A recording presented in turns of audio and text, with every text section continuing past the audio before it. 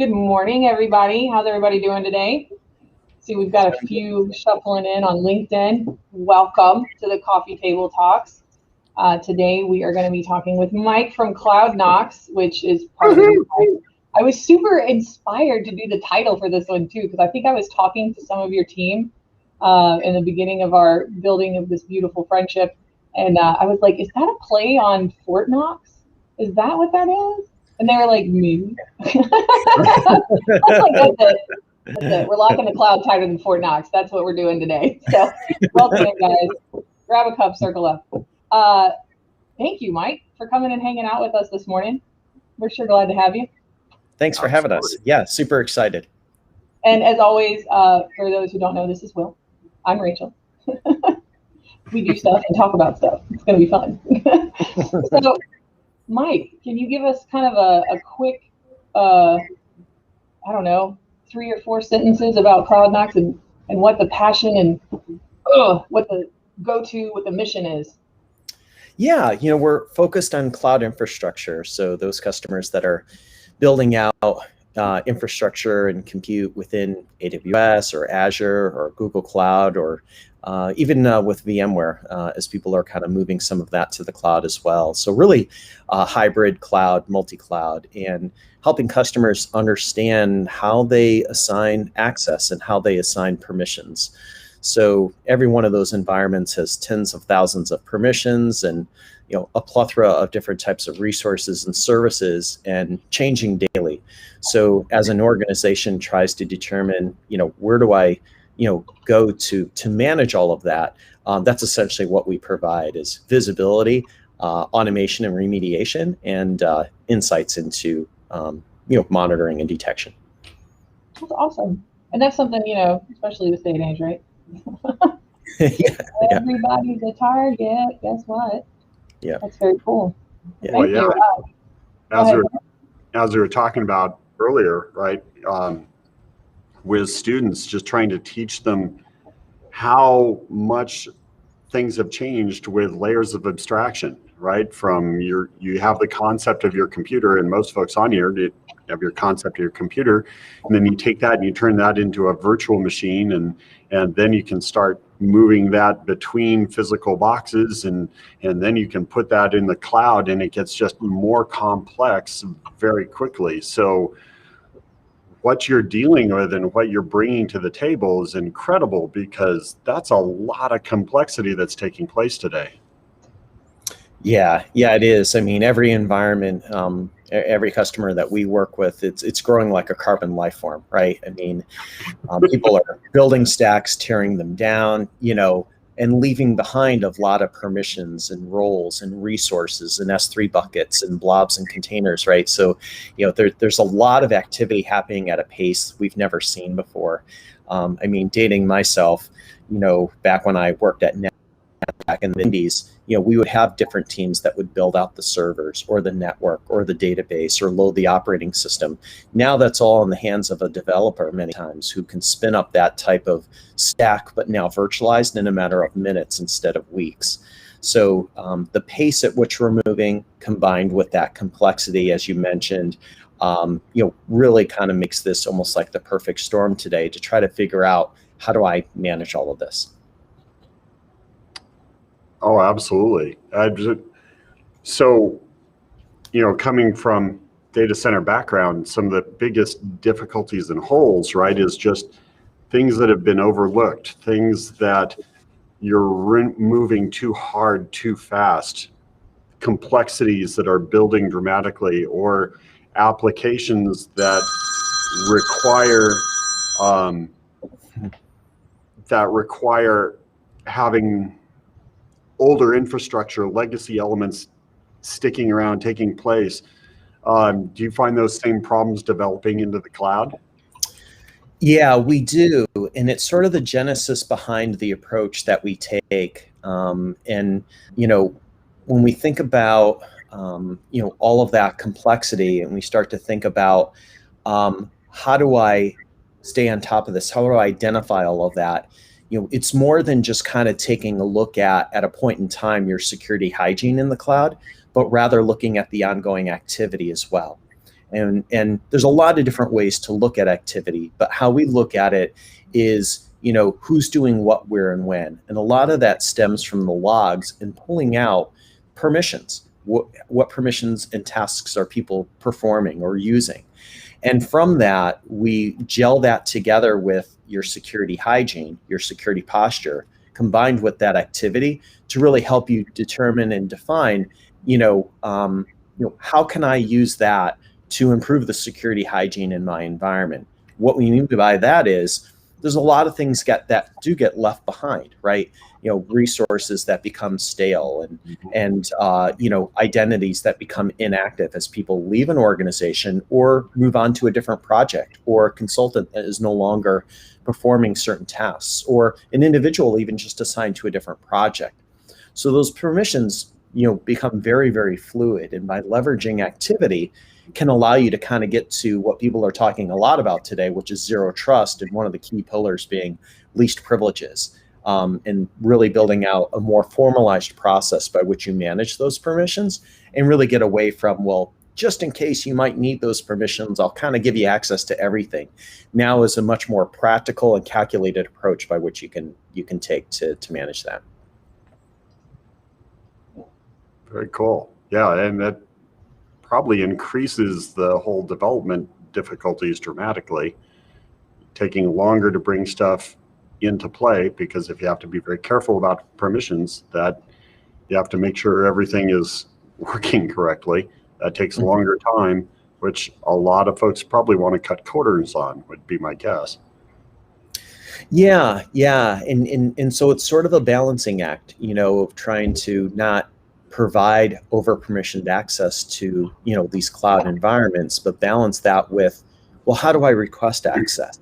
And how do I, as an administrator, give out enough access for you to get your job done without accidentally giving you other admin permissions that you ideally wouldn't need? When you take a look at something like AWS, for example, or even Azure, each one of those respective environments, there's over 10,000 permissions to choose from. So how do I know, if I'm an administrator, of those permissions, which ones are giving them admin permissions that ideally, as a developer, I don't want them to have? They do need the ability to build a stack, but do I want them to create users, other user accounts for other developers? Maybe they could leverage that for insider threat, right? So there's a lot of intrinsic risk embedded in that. So being able to distinguish what those permissions provide, and am I providing an admin permission? Does it provide the ability to create or destroy infrastructure? How those are set also vary on the environment, right? Because each of these organizations has a development environment, but also production. So those permission sets in each of those environments, right, might be very, very different as well. That's a lot to keep in consideration. Absolutely. It's nuts.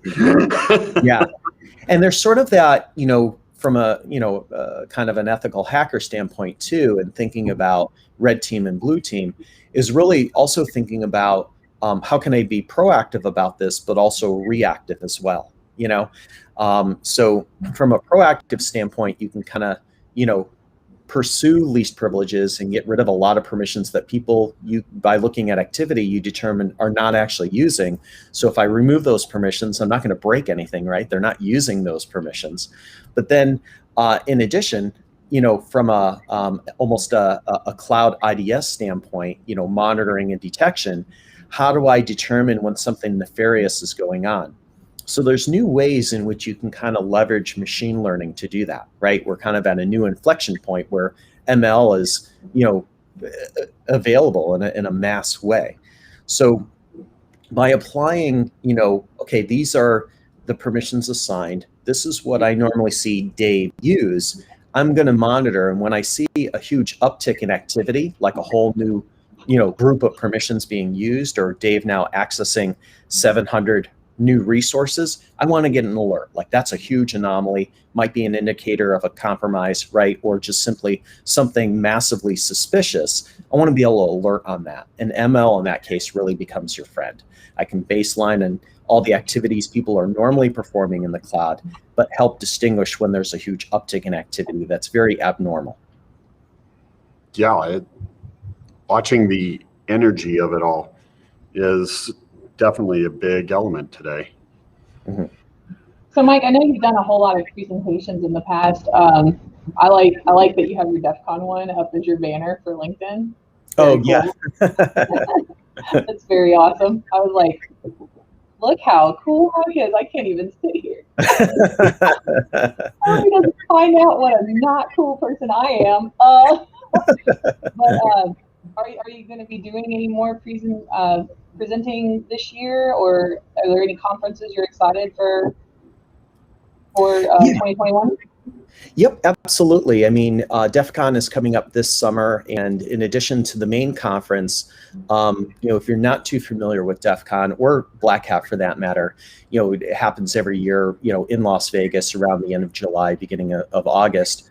The last year, it was, sort of in limbo and sort of virtual, because of, COVID. This year, DEF CON will be hybrid from what I understand, both, in person, but also virtual. But I think one of the cool things about that is if you have interest in, the hacking community and security in general, it's an awesome show because there's a lot of also what they call villages or breakout sessions too.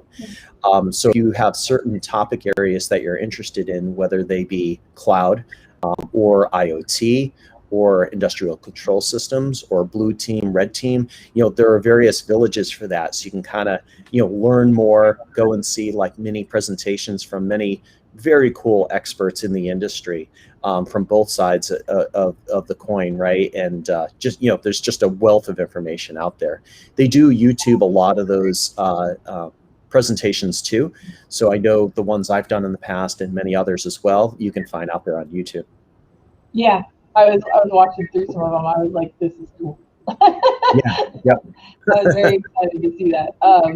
And that's part of the reason why I wanted to ask you, because I know there's quite a few people that, just due to the state of the nation, I guess, or state of the globe, are not going to be doing a whole lot of in-person participating in summer camp this year, which is just like Mike said, for anybody that's the Black Hat DEF CON, and I think besides Vegas is usually thrown in there somewhere too. That's right. Yep. And it's for those who have ever done it for the whole time for all three. Congratulations. I think you need a badge of honor or something. Like the rest of us should be carrying you around on a pedestal for a little while. On a stretcher, yeah. Poor thing. Caffeine sales go up. This year, I know Secure Nation and a few others that I've spoken to, we're going to be showing up at GurCon. So if you guys don't know what GurCon is, it's this awesome hacker conference that's in Grand Rapids, Michigan. It's like mid-September this year. And it's like this little hidden gem of fun. Okay. So it's I think we're going to run it over. Everybody's just flocking to GurCon. I was talking to somebody yesterday that was talking about a few other like hacking cons that sounded super fun, and I wanted to come see you, Mike. So I was hoping that you had a presentation somewhere and we could come hang out.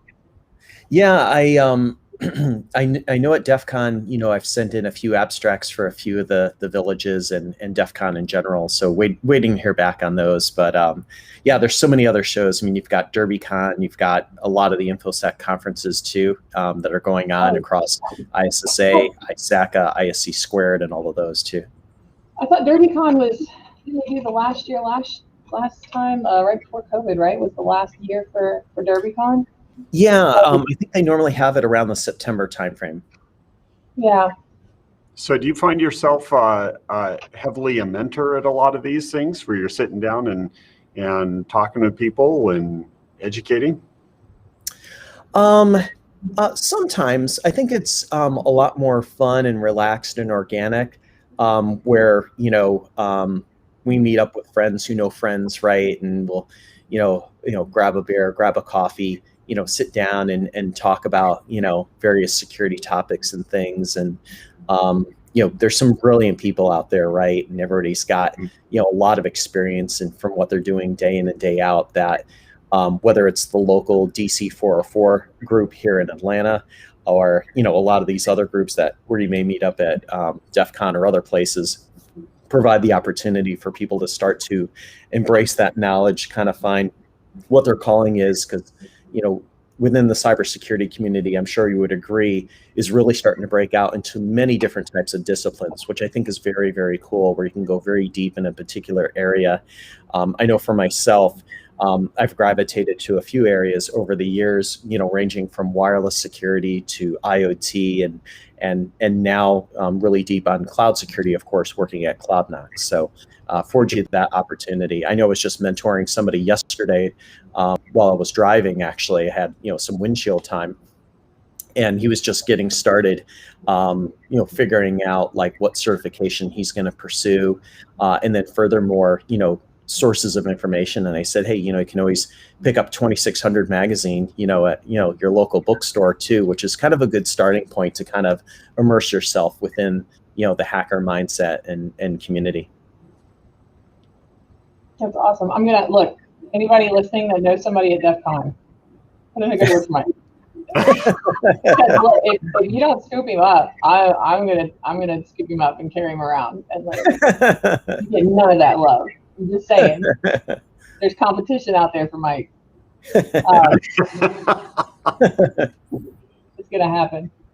Because I mean, who doesn't need to have more conversations about this, right? I mean, you don't know what you don't know, kind of thing, and the only way that you gain that knowledge is through discussions like this, or just meeting more people and having different collaborative insights brought to the table, and all those kind of conversations. So if y'all want to get in on my private event that I'm formulating that Mike doesn't know about yet, but he's definitely coming to, just send me a message. He's going to be presenting all of his DEF CON talks at DEF CON. Nice. Yeah, well, I mean, that's really important, right? The bad guys share like crazy. We need to be sharing more and getting that cross communication and working together. Definitely important in this industry. Yeah. Speaking of fun events that are coming up that Mike and Fort Knox are involved with, you guys became the ILF Fest 2021 supporters recently, didn't you? For the sponsorship, Innocent Lives Foundation. That was awesome. I stole your image and used it to share this event. I hope that was okay. Right? Easier to ask permission than, or easier to ask for forgiveness. Forgiveness instead of permission. Yeah, thank you. That's cool. I'm like squirrel chasing over here, looking at 5 different platforms worth of chat. But you guys got to come check out ILF Fest. It's on July the 10th. It's starting at 11 a.m. and it's going all day long. It very much so reminds me of like the old telethons, but much cooler. I don't know, because it's all on Twitch. Like, so it's going to be a good time. And I mean, obviously, Fort Knox agrees, right? They want you to come hang out too. Cool. Yeah, that sounds awesome. Yeah. We got a couple of fun events around it. The week after, I'm actually hosting with Immersive Labs a CTF to benefit Innocent Lives Foundation. So if you guys want anything on that, definitely come back and see me. All you gotta do is just ping Rachel in one of the 16,000 places that I have a direct messaging capability. I have no idea at this point. Look, somebody invited me to Clubhouse last week. That was a rabbit hole. Have you guys seen this? We have. Yeah, we use it a little bit here at Fort Knox. Do you? Mm-hmm. How do I find you? I have no idea. And I was thrown into this room full of people from all over. It's really cool, you guys. I don't know. It's like an invite-only thing, though. I have Hootsuite, David. Thank you. David was the one that was like, you need to get a Hootsuite. I'm like, I got it. What people don't know is that in the other room, Rachel has this helmet that she puts on that has wires coming from every direction and direct feeds that, that's how she actually manages it.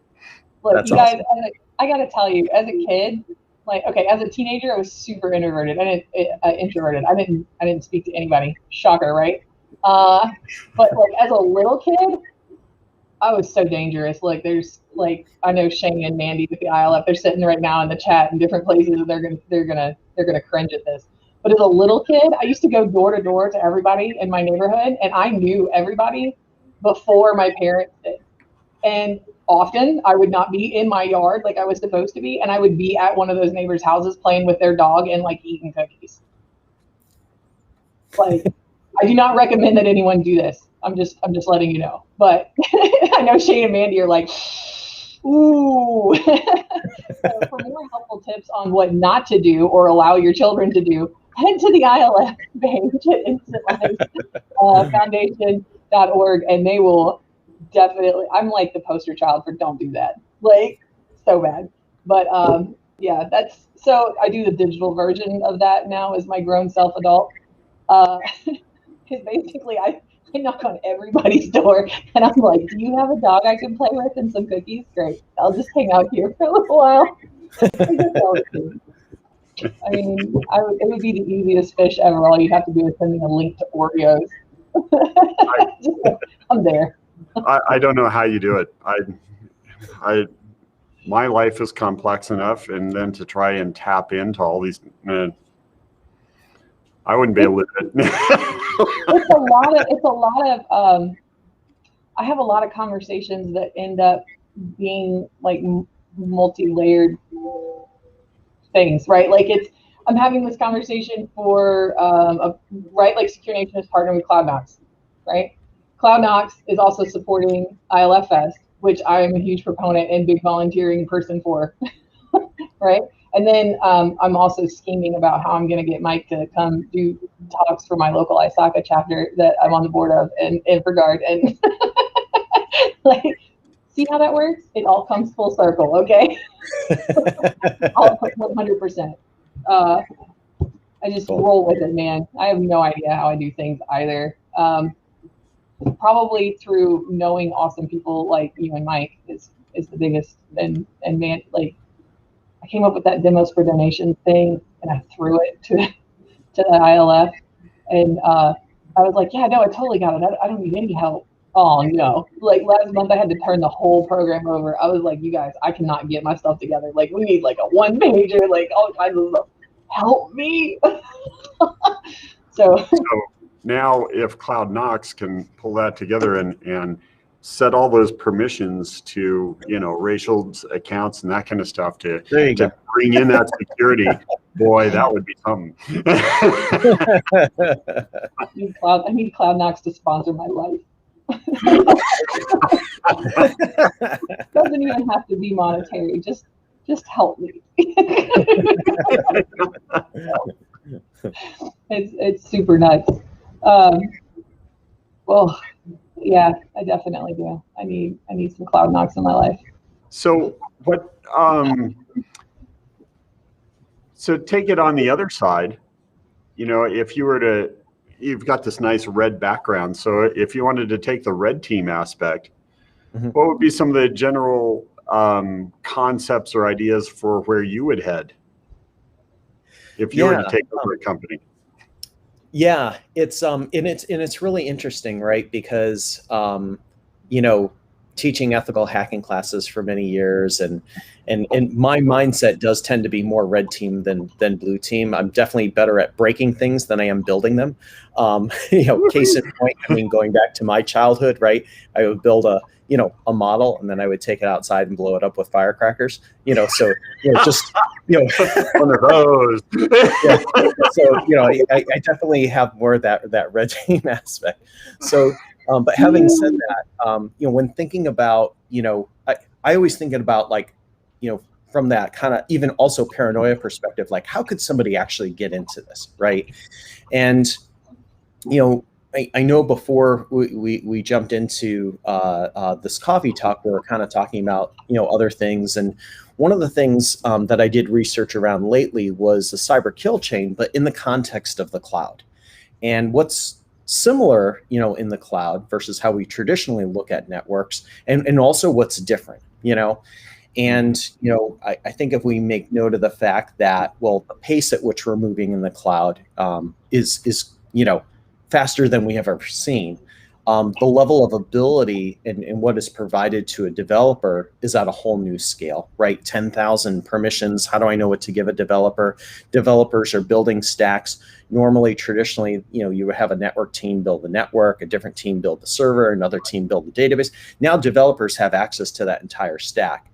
And the flip side of that is, what's the risk and what could be exposed?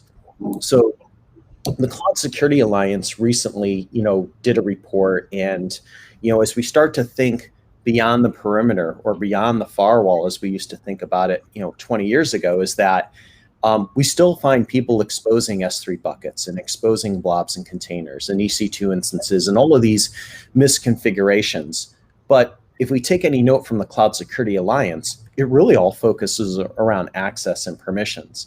So when I think about putting myself in kind of the hacker shoes, and like, how could I, get into the environment and map that out, from a cyber kill chain perspective, I'm going to look at, and try to uncover what permissions this particular identity that I've breached actually has access to, and how can I exploit that. But furthermore, from a detection and monitoring perspective, how can I identify new usage of permissions that identity's never used before, getting back to the ML, example, to really uncover that. So, it's kind of thinking about not only defense and depth, but pace, permissions, all of that too.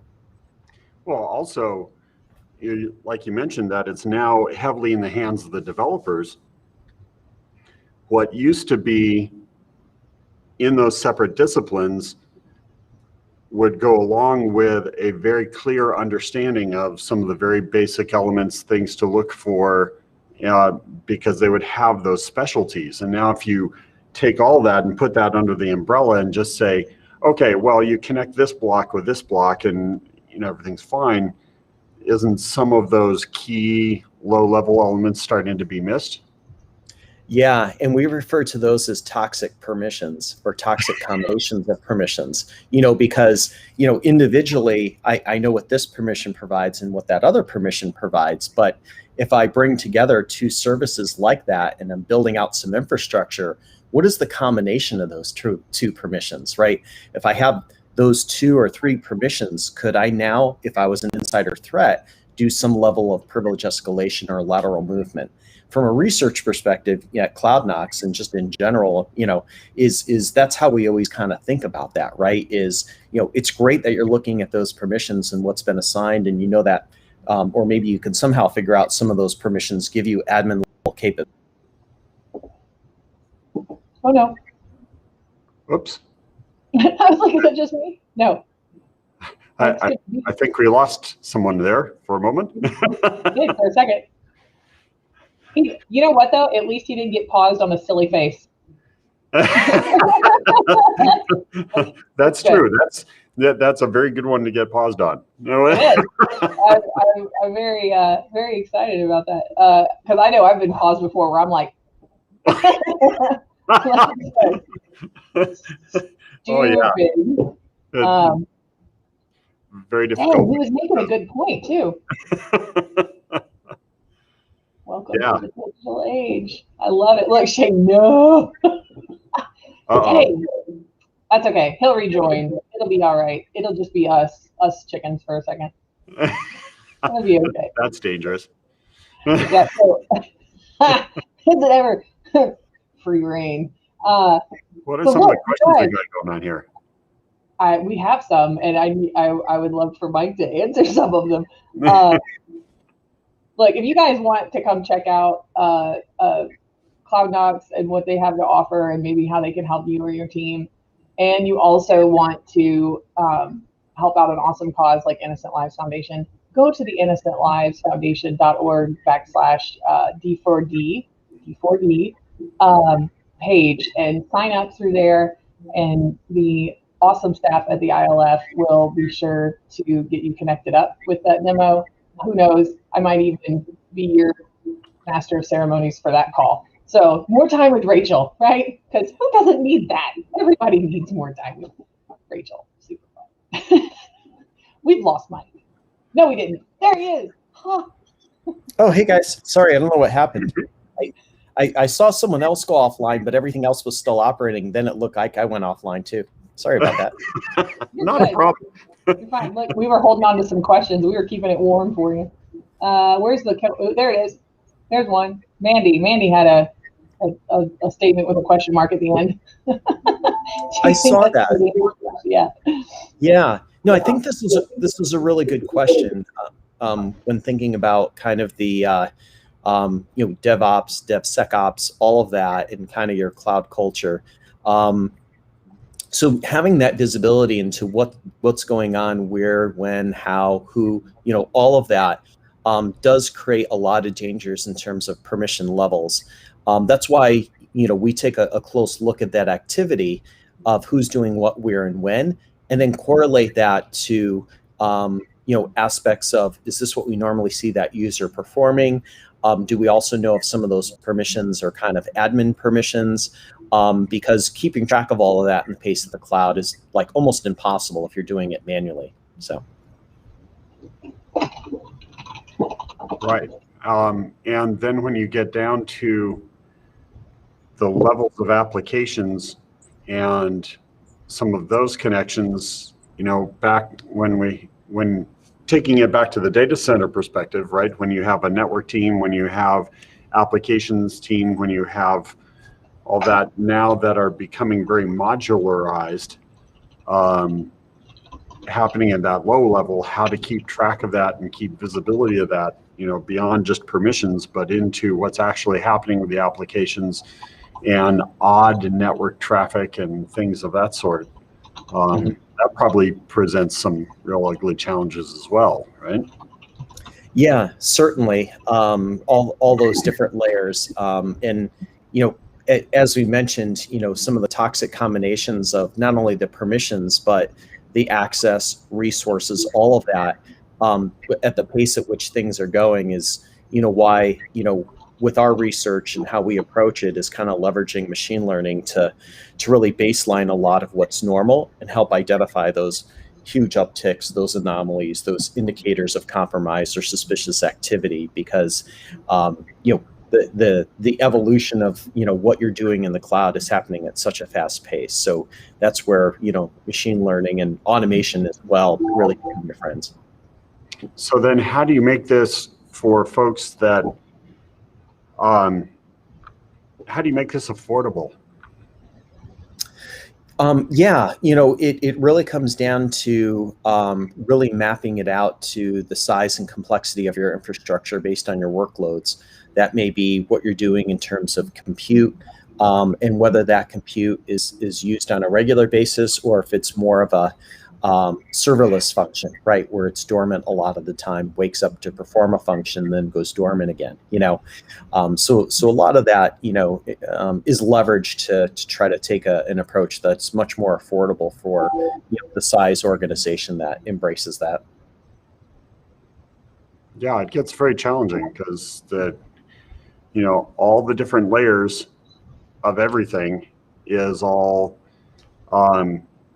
packaged into monetary units. So Yep. Yeah.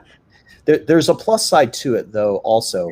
If you're looking at activity, it's also going to help you uncover inactive stuff, right? And that plays into not only identities such as human and service accounts and roles and things like that, but it also plays into resources. So many times when we work with customers and we're looking at the activity and inversely looking at the inactivity, we always find tons of, if not a plethora of inactive resources that are consuming compute, costing them money, right, that they can probably decommission. Or just create backups of and disable for the time being and turn down that VM or whatever it may be. So there is a kind of an interesting ROI perspective to that as well. Yeah, I had a conversation like that with a friend of mine last week, no, 2 weeks ago. Sorry, we went to lunch. Anyway, somebody local, and we were talking about all of the just wasted use of things just like that, and just trying to I don't know, accumulate the cost that's involved with that, and versus the cost of having a full-time employee come through and with their expertise and everything else, and try to remedy that. And it was a long conversation. I needed a drink after it. Look at that. That's going to do it for you. Well, it's like those entire departments in the telco industry, right? Prunes and grooms that have to take care of that all the time. Yep. Yeah. And a lot of people are trying to take a lot of the logs from, these cloud infrastructure providers and consume them into products like Splunk or other kinds of things to try to find risks and threats and indicators of compromise or suspicious activity. And it truly is like trying to find a needle in a haystack. And many times you're not entirely sure what it is you're looking for. I know I worked with a recent top 25 global AWS customer here in Atlanta. And they've got, a dozen like DevSecOps guys that are, looking at this stuff every day. And it takes them hours to try to figure out, some of these specific, role or identity and things like that. And, the risks associated with it. But now with, a lot of automation and machine learning, you can take that and literally cut it down into seconds. So we've worked with them to kind of help them, get to that point. And, that's instant ROI there for them as well. But I think from a risk standpoint too, it's accelerating how they're reducing risk over time. They said, we got like, 200,000 different pieces of compute across our infrastructure and tens of thousands of roles. Even with our army of folks that each have 7 years experience in AWS, we estimate it's going to take us the next 2 years to get through that. So you've got potentially all that risk sitting out there until it's overcome, So if you can leverage that automation and machine learning and things like that to really accelerate that, think how quickly you're going to reduce a lot of that overall risk. Yeah, it seems like everybody jumped on board with the SIM scheme, however you want to say it, whatever. You know what I mean? And they all were like, this is it. This is going to be the thing that cures all of everything. And they believed it too, because I've sat on those calls before. And it's supposed to work that way. Sure, if you've got more than 2 people. Like if you got like a team of 7 or 8, it's gonna make your life happier. Is it gonna fix everything? No. And that's what Mike's talking about. You guys haven't sat through and tried to filter through your logs one way or the other. I don't care what you use. I don't care what it is. It's intimidating, and there's a lot of information, and it's just information overload when it comes to that. And I've definitely felt the frustration coming through the other end of whatever phone call I'm on, where they're like, I just don't know. It's just so much, and it's like, and and that's the automation conversation. Whenever we start bringing that into play, as it sounds like you need a line item in place of some full-time employees until you can get some at least. Yeah, I teach a cloud threats and countermeasures class, and in doing that, we cover the aspect of incident response and forensics and being able to go through those logs. When you take a look at AWS CloudTrail, or you look at, the Azure, graph logs, things like that, there's a plethora of data, right? And a lot of times you're looking at stuff in JSON formats. You've got to be familiar with what am I looking for, but how do I distinguish a log that is legitimate, that somebody's performing something in my environment versus something that is either abnormal or suspicious, right? And that's one of the key focus areas I try to cover in that incident response and forensics, is to really, what am I looking for, right? That could really bring out a clear understanding of like, these are the 5, 10, 20, 100 things that we need to look for, from a threat perspective. So, even anomalies compared to what, our normal individuals performing normal tasks versus abnormal can help you start to uncover a lot of that. But also when something as simple as new IPs, coming in, accessing, something you've shared publicly, right, on an S3 bucket or whatever, can help distinguish that too. Trying to comb through that in a CloudTrail log with millions of entries every day, nearly impossible, right? So having not only automation, but, some experience, know-how, some learnings about what to look for can be that key ingredient to really help you, approach that. And then I would assume also that a big part of that would be your discipline in keeping standard ways and standard procedures of your environment, and how you do that in that way, as opposed to having too many different unique construction solutions, right? Yeah, kind of getting to that, how do I operationalize this and make it a repeatable process or repeatable approach, right? And update your incident response playbooks. So in the event that you're investigating something, that iterative approach to updating that playbook is something that, is always updated and available in the event that an actual event occurs. So. Yeah, very cool. And that's a lot to keep track of. Yeah. So, yeah. Because there's just one or two variables there. Yep. Oh, yeah. wait. Big shocker. We've been hanging out for 10 minutes past what we told everybody we were gonna. Wow, what's that? Like, that doesn't happen every time. Thank you, Mike, again for coming and hanging out. We could probably sit and do this all day. But thanks for having me. Yeah, this was fantastic, and thanks so much, Rachel. Thanks so much, Will. Wonderful to chat with, and just a great time, and really appreciate all the commentary and questions too. I've been kind of reading those as we've been going through this, so very cool stuff. Thank you. Yeah. If you, Will, did you have any final closing thoughts? I know, it's been awesome, and a lot of good questions today. Thank you all who are contributing through that. That's awesome. So if you guys are going to be hanging out next week, we won't be here. I will be in Tulsa and like 15,000 feet in the air during our normal coffee table talks. I'll wave at you all as I pass. I'm going to go see some current clients as well as hopefully some folks that need me too. So going to be super exciting. If you guys are out in Tulsa, let me know. We'll come hang out. Definitely do that. Or if you're only an hour or two away, we'll do that too. I can fly, Mandy asks. As well as being a majestic unicorn. I also can fly very quickly. It's awesome. It's great. You should come with me sometime. She doesn't do transatlantic. Her arms get too tired. It's been a while. I don't know if anybody else feels this, but through COVID, I've gotten real sedimentary, you guys. Like we tried to go for a walk and I got winded at the end of the driveway. It's hard. But we will be back on the 25th, which is a Friday, and we're going to have Alyssa Valentina night. So if you're not familiar with Alyssa, she's got a YouTube channel, a bunch of other stuff. She's like super research queen of the universe person. I have the first time I fell in love with her was her doing some presentations globally for hacking and financial industry APIs, which was really cool. I went down this huge rabbit hole of APIs. Now I'm the human API, right? Like I got that confidence from somewhere, guys.